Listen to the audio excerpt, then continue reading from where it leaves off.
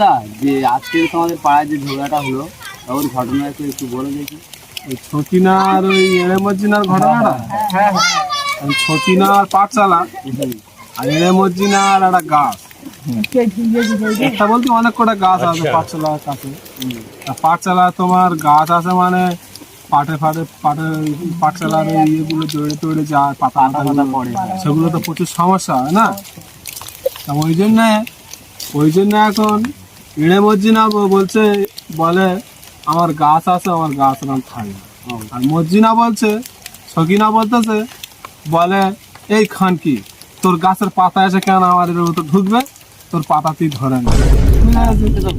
এড়ে মজ্জিনা বলছে, বলে এই বেশা আমি পাতা ধরবো নি, তোর আমার পাতা তুই ঢুকে না। এরম বল তোর গোষ্ঠীর গুদ মারে একটা গল্প তুই কি বলে বললি।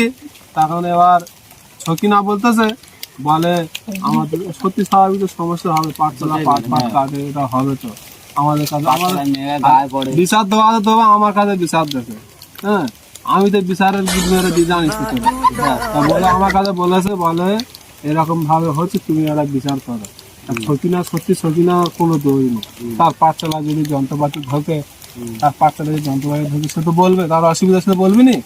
ও বাবা এড়ে এক মজ্জিনা ইয়ে খান কি বলে না আমার গাছ তুলবো নি, গাছের পাতা তুমি গাড়ি বোধ ঢুকে না, বুঝতে পেরেছো?